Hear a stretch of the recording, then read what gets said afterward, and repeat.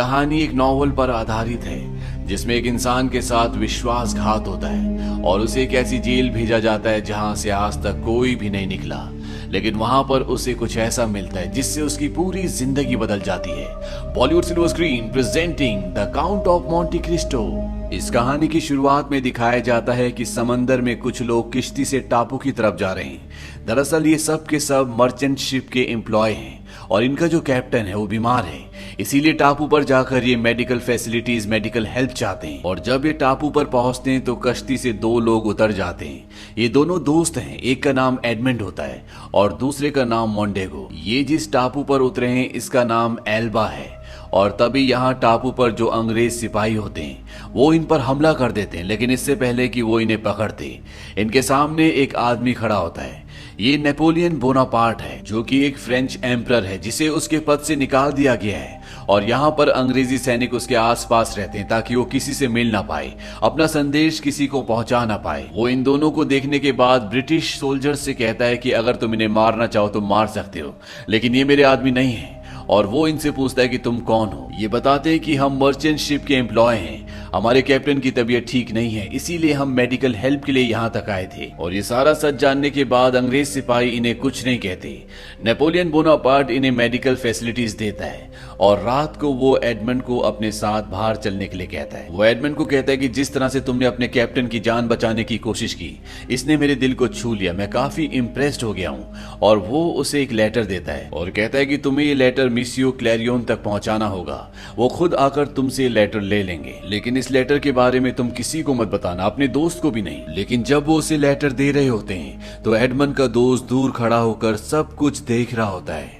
Edmund वापस अपने कमरे में जाता है, लेकिन वो अपने दोस्त को नहीं बताता कि उसे नेपोलियन बोनापार्ट ने कोई लेटर दिया है।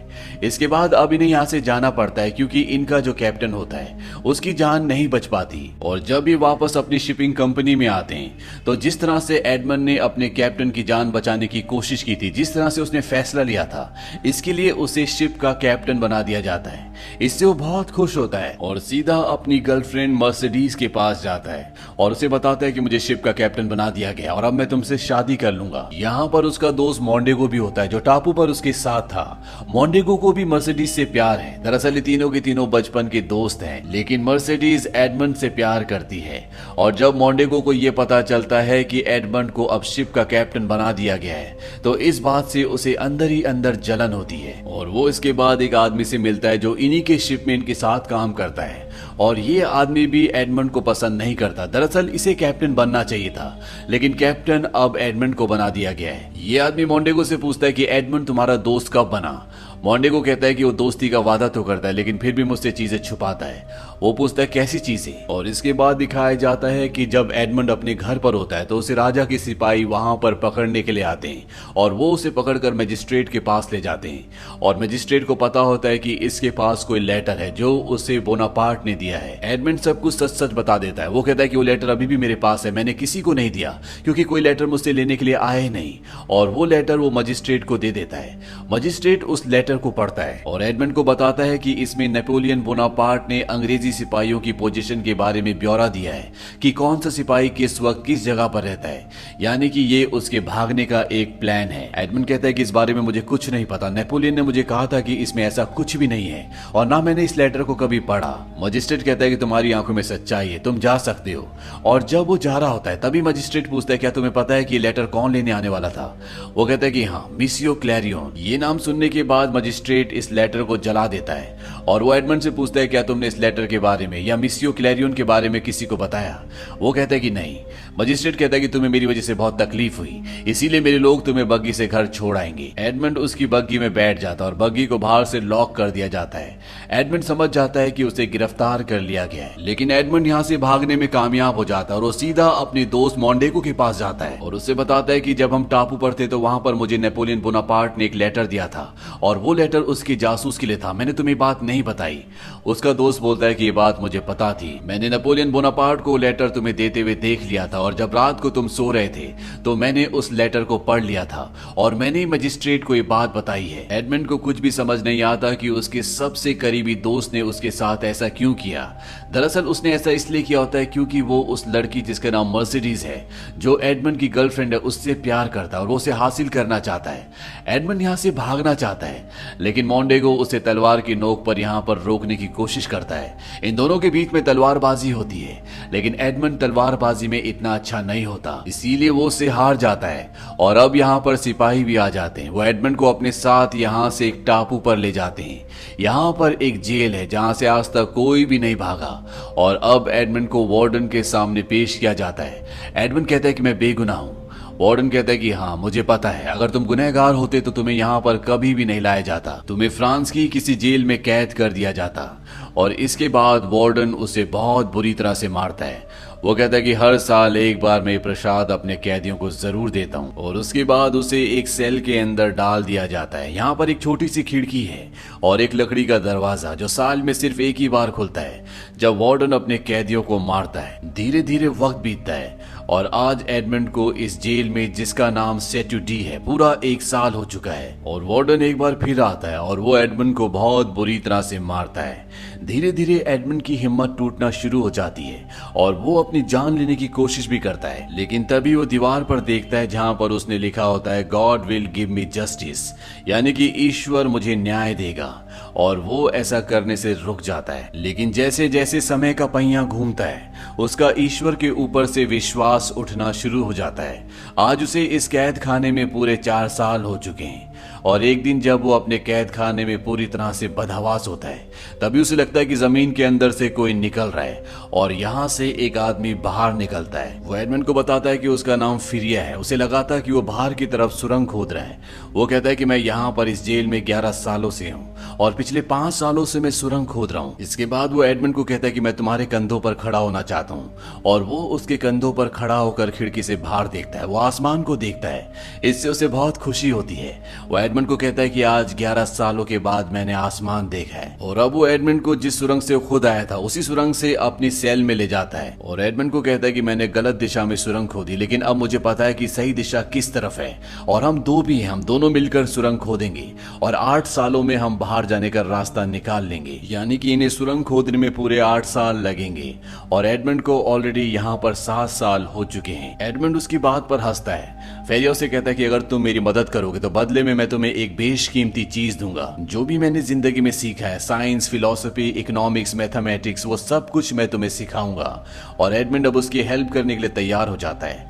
यहाँ पर वो एडमंड को तलवारबाजी करना भी सिखाता है, क्योंकि वो तलवारबाजी में बहुत माहिर होता है। एडमंड को एक दिन में 2 बार अपनी सेल में जाना पड़ता है। एक बार उस वक्त जब टॉयलेट की बकेट लेने के लिए गार्ड आता है और दूसरी बार तब जब वो खाना देने के लिए आता है। और जो भी सुरंग से मिट्टी निकालते हैं वो उसे अपनी टॉयलेट की बकेट में डाल देते हैं ताकि गार्ड उसे ना देखे और उनके वेस्ट मटेरियल के साथ वो डर्ट को, यानी कि मिट्टी को भी बाहर फेंक दे। धीरे धीरे वक्त बीतता है और अब एडमंड हर चीज में कौशल प्राप्त कर रहा होता है। और एक दिन वो बूढ़ा आदमी एडमंड को बताता है कि मैं पहले नेपोलियन की फौज में था, लेकिन मैंने उसकी फौज छोड़ दी और मैं एक अमीर आदमी, जो कि बहुत ही अच्छा इंसान था, उसका सेक्रेटरी बन गया। लेकिन बाद में उसकी मृत्यु हो गई। लोगों का मानना था कि उसके पास बहुत बड़ा खजाना है जो उसने छुपा रखा है और नेपोलियन उस खजाने को चाहता था, इसीलिए मुझे पकड़ लिया गया। वो मुझसे खजाने का राज पूछने लगे, लेकिन मैं किसी खजाने के बारे में कुछ भी नहीं जानता था और तब से मैं यहाँ इस जेल में हूँ। एडमंड भी उसे अपनी कहानी बताता है। वो कहता है कि पहले मजिस्ट्रेट विल्फोर्ड ने मुझे सारे इल्जामों से बरी कर दिया था, लेकिन बाद में उसने मुझे गिरफ्तार करवा दिया। फेरिया कहता है कि उसने अपना फैसला बदला, इसके पीछे जरूर कोई कारण होगा। और एडमंड को याद आता है कि उसने पूछा था कि नेपोलियन का लेटर कौन लेने के लिए आएगा। जवाब में एडमंड ने कहा था मिसियो क्लैरियन, और इनाम सुनने के बाद उसने लेटर को जला दिया था। फेरिया कहता है कि अजीब बात है, देश के खिलाफ विद्रोह के इतने बड़े सबूत को मजिस्ट्रेट ने जला दिया, जरूर इसके पीछे कोई ना कोई वजह होगी। और यहाँ पे एडमंड पूरी बात समझ जाता है। दरअसल जो आदमी लेटर लेने के लिए आने वाला होता है वो मजिस्ट्रेट का पिता होता है, जो कभी नेपोलियन की फौज में कर्नल था, और अगर उसके पिता के ऊपर देशद्रोह का आरोप लगता तो उसकी भी नौकरी चली जाती, उसके ऊपर भी देशद्रोह का आरोप लगता और उसे भी सजा होती। वो अपने आप को बचा रहा था। अब एडमंड को पूरी कहानी समझ में आ जाती है और धीरे धीरे ये सुरंग खोदते खोदते एक दिन एक पेड़ की जड़ तक पहुंच जाते हैं, यानी कि ये बाहर तक पहुंच गए। अब बस इन्हें ऊपर की तरफ सुरंग खोदनी है, जिसमें कुछ ही हफ्ते लगेंगे। एडमंड कहता है कि मैं भी छेनी लेकर आता हूं, और जब वो सुरंग से थोड़ा सा बाहर की तरफ निकलता है तभी सुरंग से ऊपर मिट्टी गिरना शुरू हो जाती है, और इससे पहले कि फेरिया वहां से बाहर निकलता उसके ऊपर बहुत सारे पत्थर गिर जाते हैं। एडमंड उसे सुरंग से बाहर ले आता है और अब फेरिया अपनी जिंदगी की आखिरी सांसें ले रहा है। वो मरने से पहले एडमंड को कहता है कि मैंने खजाने के बारे में तुम्हें गलत बताया था, मुझे खजाने के बारे में पता है। वो उसे खजाने का एक नक्शा देता है और कहता है कि इटालियन कोस्ट पर एक टापू है जिसका नाम है मोंटी क्रिस्टो, वहां पर जाना और इस नक्शे की मदद से तुम खजाने तक पहुंच जाओगे। इस खजाने को तुम लोगों की भलाई के लिए, अच्छाई के लिए इस्तेमाल करना। एडमंड कहता है कि अब मैं यहाँ से कभी नहीं निकल सकता, सुरंग पूरी तरह से बंद हो चुकी है। फेरिया कहता है कि कोशिश करते रहना, और इसके बाद उसकी मृत्यु हो जाती है। और तभी यहाँ पर गार्ड्स भी आ जाते हैं और गार्ड्स को पता चल जाता है कि फेरिया की मृत्यु हो चुकी है। वो अंदर आते हैं और उस वक्त एडमंड उसी सेल में पत्थर के नीचे जहां पर वो सुरंग खोदते थे वहां पर छुपा होता है। सेल के अंदर गार्ड्स फेरिया की बॉडी को एक कवर के अंदर लपेटकर वार्डन को बुलाने के लिए चले जाते हैं। वार्डन यहाँ पर आता है और वो फेरिया की बॉडी को उठाकर यहाँ से ले जाते हैं। दरअसल यहाँ पर मरने वालों की बॉडी को जंजीरों में बांधकर लोहे के साथ ताला लगाकर समंदर में फेंक दिया जाता है। गार्ड्स कहते हैं कि 3 की गिनती में हम इसे समंदर में फेंकेंगे, और जैसे वो 3 बोलने वाले होते हैं उस कवर के अंदर से एक हाथ निकलता है, क्योंकि उसके अंदर फेरिया नहीं बल्कि एडमंड होता है। एडमंड ने फेरिया की बॉडी अपनी सेल के अंदर रख दी होती है और खुद इस कवर के अंदर आ गया होता है, और एडमंड हाथ निकालकर वार्डन के पास जो चाबी होती है उसे खींच लेता है। वार्डन भी समंदर में गिर जाता है। एडमंड अपने ताले खोलकर, जंजीरें खोलकर ऊपर आ जाता है, और इससे पहले कि वार्डन यहाँ से भागता, जो उस पर बहुत जुल्म करता था, वो उसे यहीं समंदर में मार देता है और खुद यहाँ से तैरता हुआ एक दूसरे टापू पर पहुंच जाता है। वहां पहुंचकर वो बहुत खुश होता है, क्योंकि आज कई सालों के बाद उसने पहली बार आजादी की सांस ली है। और तभी वो देखता है कि वहां पर बहुत सारे लोग बैठे होते हैं, ये सब के सब लुटेरे होते हैं, तो यहाँ पर अपने एक साथी को मारने के लिए आए होते हैं जिसने उन्हें धोखा दिया था, लेकिन उसके कुछ साथी चाहते हैं कि उसे ना मारा जाए। इसीलिए यहाँ पर जो इनका लीडर होता है वो कोई फैसला नहीं कर पा रहा होता।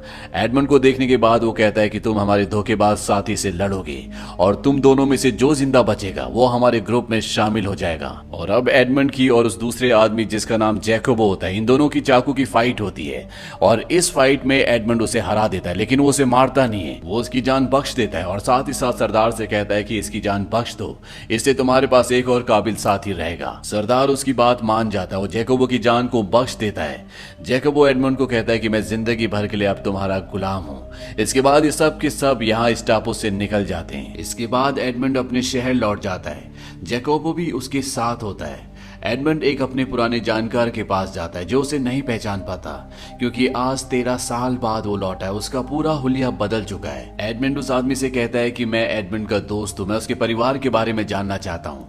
वो आदमी बताता है कि एडमंड की राजद्रोह के बारे में पता चलने के बाद उसके पिता ने अपने आप को फांसी लगा ली। एडमंड पूछता है कि उस पर राजद्रोह का आरोप किसने लगाया था। वो आदमी बताता है कि विल्फोर्ड ने, जो उस वक्त यहाँ का मजिस्ट्रेट था जिसने एडमंड को गिरफ्तार किया था। इसके बाद उसका प्रमोशन हो गया, वो चीफ प्रोसिक्यूटर बन गया और पेरिस चला गया। दरअसल उन दिनों उसके पिता की किसी ने हत्या कर दी थी। यहाँ पर एडमंड को यह भी पता चलता है कि जो उसकी गर्लफ्रेंड थी जिसका नाम मर्सिडीज है, उसने एडमंड की मृत्यु की खबर सुनते ही मोंडेगो से शादी कर ली थी।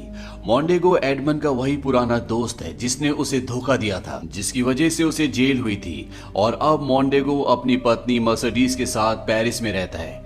ये सारी बातें सुनने के बाद एडमंड पूरी तरह से टूट जाता है और वो अब इन सब से बदला लेना चाहता है। सबसे पहले एडमंड अपने साथी जैकोबो के साथ मोंटी क्रिस्टो टापू पर जाता है और वो वहां पर खजाना ढूंढता है। उसे खजाना मिल जाता है जो पानी के अंदर होता है। यहाँ पर सोने से भरे हुए इतने बड़े बड़े बक्से होते हैं कि जिन्हें ये एक बार में नाव में यहाँ से नहीं ले जा पाते, लेकिन जितना भी सोना ये यहाँ से ले जाते हैं ये चाहकर भी उसे खर्च नहीं कर सकते। ये सबसे पहले पेरिस जाते हैं और वहां पर एक बहुत बड़ा महल खरीद लेते हैं, और अब एडमंड अपना नाम बदल लेता है। वो अपना नाम रखता है काउंट ऑफ मोंटी क्रिस्टो, और सबसे पहले वो ये पता लगाता है कि मोंडेगो की कमजोरी क्या है।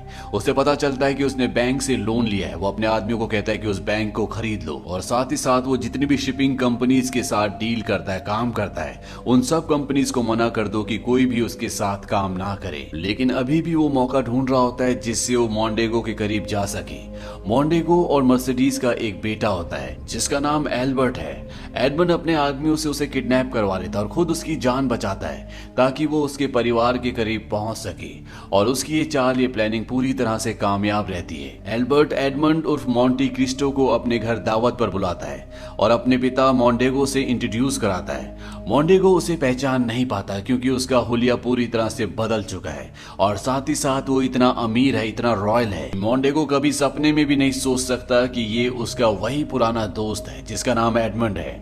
इसके बाद एडमंड यहाँ पर मर्सिडीज से भी मिलता है, और जब वो उसके साथ डांस करता है तो मर्सिडीज को भी कुछ जाना पहचाना एहसास होता है, पर वो उसे नहीं पहचान पाती क्योंकि उनके मुताबिक अब एडमंड मर चुका है। लेकिन इसी पार्टी में जब एडमंड अपनी उंगली से अपने बालों को घुमा रहा होता है तो मर्सिडीज ये देख लेती है। दरअसल एडमंड की ये पुरानी आदत होती है और वो पहचान जाती है कि ये एडमंड है। और जब एडमंड घर जा रहा होता है तो वो उसकी बग्गी में पहले से बैठी होती है। वो उसे कहती, मैंने तुम्हें पहचान लिया है। लेकिन एडमंड उसकी बात को एक्सेप्ट नहीं करता। वो कहता है कि जिसके बारे में आप बात कर रही हो वो इंसान मर चुका है। मर्सिडीज कहती है, मुझे पता है कि तुम वही हो। वो उसे बताती है कि मुझे मजिस्ट्रेट विलफोर्ड ने बताया था कि तुम्हें फांसी हो चुकी है, और इसके बाद मुझे मोंडेगो से शादी करनी पड़ी क्योंकि मेरी मजबूरी थी। लेकिन वो उसकी बात नहीं सुनता और उसे बग्गी से उतार देता है। यहाँ पर एडमंड ने एक और प्लान बनाया होता है। वो मोंडेगो और विलफोर्ड जो कि मजिस्ट्रेट था उसे यकीन दिला देता है कि उसे खजाना मिल चुका है और उसका एक शिपमेंट आ रहा है जिसे पास करवाने के लिए उसे विलफोर्ड की जरूरत है। विलफोर्ड मोंडेगो से कहता है कि हम किसी भी तरह से उस शिपमेंट को हासिल कर सकते हैं और सारा सोना हमारा हो जाएगा। मोंडेगो कहता है कि मैं अपने पुराने दोस्त को जानता हूं जो हमारी इसमें मदद करेगा। और जब पोर्ट पर एडमंड का शिपमेंट आता है तो मोंडेगो का वही पुराना दोस्त जिसे एडमंड भी जानता है। दरअसल आज से कई साल पहले एडमंड को इसी के बदले शिप का कैप्टन बनाया गया था, जिस वजह से जेलस हो गया था और इसने एडमंड को फंसाने में मोंडेगो का पूरा साथ दिया था। और जब भी यहाँ पोर्ट पर उसका खजाना चुरा रहे होते हैं तभी यहाँ पर एडमंड आ जाता है। उसके साथ पुलिस भी होती है और इस आदमी को अरेस्ट कर लिया जाता है। इसके बाद एडमंड सीधा मजिस्ट्रेट विलफोर्ड के पास जाता है जो स्पा रूम में होता है, और उससे एडमंड कहता है कि तुमने आज से कई साल पहले मर्सिडीज को ये झूठ क्यों बोला कि मुझे फांसी हो गई। विलफोर्ड को कुछ भी समझ में नहीं आता। एडमंड उसे कहता है कि तुमने ऐसा इसलिए किया था कि मोंडेगो की और मर्सिडीज की शादी हो जाए। तुम दोनों ने एक सौदा किया था। तुम अपने पिता से परेशान थे क्योंकि वो नेपोलियन के वफादार थे, वो उनका साथ देना चाहते थे और तुम्हें इस बात का डर था, इसीलिए तुमने मोंडेगो को अपने पिता को मारने के लिए कहा और उसने तुम्हारे पिता का कत्ल कर दिया। विलफोर्ड कहता है कि सच है, लेकिन तुम कभी इसे साबित नहीं कर पाओगे और ना ही मोंडेगो कभी इस बात को एक्सेप्ट करेगा। एडमंड कहता है कि हाँ वो तो नहीं करेगा लेकिन तुमने कर लिया। और तभी धुएं के पीछे से पुलिस आती है और वो विलफोर्ड को उसके पिता की हत्या की साजिश में गिरफ्तार कर लेती है। वहीं अब मोंडेगो इस शहर से भागना चाहता है क्योंकि उसके ऊपर कर्जा है, उसके ऊपर धोखेधड़ी के कई सारे मामले हैं और साथ ही साथ अब उसके ऊपर खून का भी इल्जाम है। और वो मर्सिडीज को भी अपने साथ चलने के लिए कहता है। मर्सिडीज कहती है कि नहीं, मैं तुम्हारे साथ नहीं आऊंगी। वो कहता है ठीक है, तुम मत आओ, मैं और मेरा बेटा यहाँ से चले जाएंगे। मर्सिडीज कहती है कि वो तुम्हारा बेटा नहीं है, वो एडमंड का बेटा है और एक यही कारण था कि एडमंड की मौत की खबर के बाद मैं तुमसे शादी करने के लिए तैयार हो गई। इस बात से उसे बहुत गुस्सा आता है और वो यहाँ से निकल जाता है। वो सीधा उस जगह जाता है जहाँ पर इन्होंने एडमंड का खजाना चोरी करके छुपाया है, लेकिन जब वो बक्से खोलता है तो उसके अंदर मिट्टी के अलावा कुछ भी नहीं होता। और अब एडमंड यहाँ पर आ जाता है, वो अपने असली रूप में आता है। मोंडेगो कहता है तो तुम जिंदा हो। वो तलवार से उस पर हमला करता है, लेकिन अब एडमंड उससे भी बहुत बेहतरीन तलवारबाज है और एक ही झटके में उसे धराशायी कर देता है। लेकिन इससे पहले कि वो वहां पर आता, मोंडेगो का बेटा एल्बर्ट यहाँ पर आ जाता है और वो एडमंड के ऊपर हमला कर देता है। और एडमंड जब उसे मारने ही वाला होता है कि वहां पर मर्सिडीज आ जाती है और वो उसे बताती है कि तुम्हारे पिता मोंडेगो नहीं बल्कि एडमंड है।